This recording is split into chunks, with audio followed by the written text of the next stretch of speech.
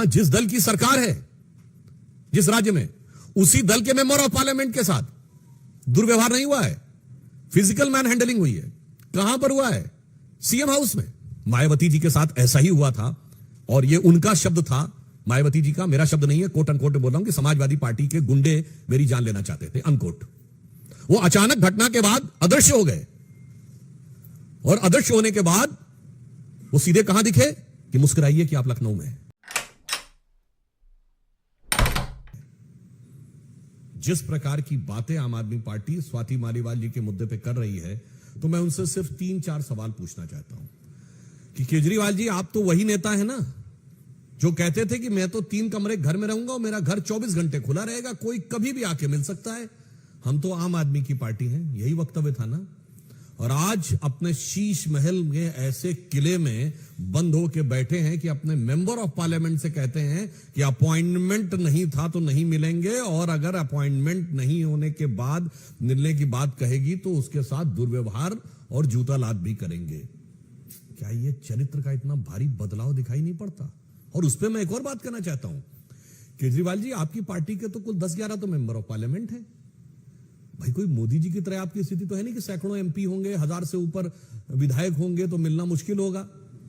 और जो आपके 10-11 मेंबर ऑफ पार्लियामेंट हैं, जिसमें ज्यादातर राज्यसभा में हैं, उसमें से अधिकांश तो ऐसे जो आपसे कभी मिलने की उनको जरूरत नहीं, वो कोई आपसे कोई चीज समय मांगने के लिए आएंगे ही नहीं, क्योंकि उन लोगों ने आपकी पार्टी में इतना योगदान किया है, इतना योगदान किया है, इतना योगदान किया है कि तय करना मुश्किल हो जाता है कि योग ज्यादा या दान ज्यादा है।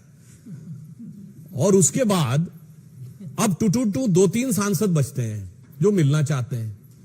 अब उसमें भी आपकी, अगर आपको लगता तो मैं बिल्कुल टेक्निकल सवाल पूछता हूं कि अगर आपने कहा कि उस दिन अपॉइंटमेंट नहीं था, तो हर मुख्यमंत्री का प्रतिदिन का दैनंदिन कार्यक्रम जारी होता है जिसमें उनका मिनट टू मिनट प्रोग्राम होता है, आप जारी कर दीजिए उस दिन का, और आप कहिए उस समय आप मुख्यमंत्री आवास में नहीं थे इसलिए नहीं मिल सकते थे, नहीं तो स्वीकार करिए कि मैं मुख्यमंत्री आवास में था और नहीं मिलना चाहता था। अब आइए बात, आपने कहा कि अपॉइंटमेंट नहीं था, तो नेक्स्ट क्वेश्चन, पॉइंट नंबर 3, आप कहिए कि अपॉइंटमेंट लिस्ट जारी कर दीजिए कि हमने अपॉइंटमेंट ही नहीं दिया हुआ था।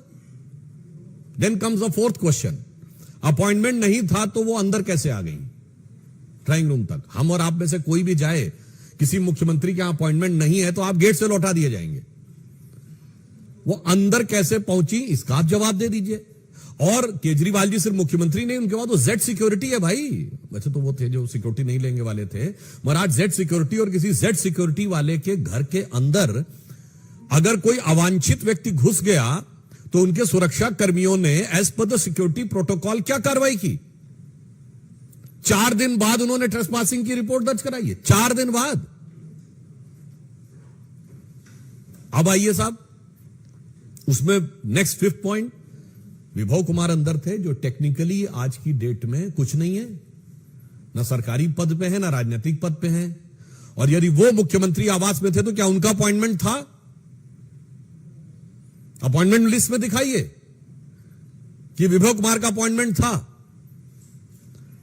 मगर वो भी सामने नहीं आया। और फिर अगला प्रश्न उठता है कि अगर अपॉइंटमेंट नहीं था तो वो किस कैपेसिटी में थे? और इतना ही नहीं, वो अचानक घटना के बाद अदृश्य हो गए, और अदृश्य होने के बाद वो सीधे कहां दिखे कि मुस्कुराइए कि आप लखनऊ में हैं। उसके बाद वो फिर अंतर ध्यान हो गए, फिर वो मुख्यमंत्री आवास से बरामद हुए। अब यहां मैं एक और बात कहना चाहता हूं, एक गंभीर बात। आपकी पार्टी की एक महिला सांसद ने दुर्व्यवहार की लिखित शिकायत कराई है, और आपकी पार्टी के संसदीय दल के नेता संजय सिंह, मेरी बात को मार्क करिएगा, he is not a normal member of parliament. Rajya Sabha में आम आदमी पार्टी संसदीय दल के नेता हैं संजय सिंह, जिन्होंने आम आदमी पार्टी की ऑफिशियल प्रेस कॉन्फ्रेंस में कहा कि दुर्व्यवहार हुआ है। तो मैं टेक्निकली एक और बात कहूं कि टेक्निकली वो केजरीवाल जी के समकक्ष हैं, क्योंकि वो संसदीय दल के नेता हैं।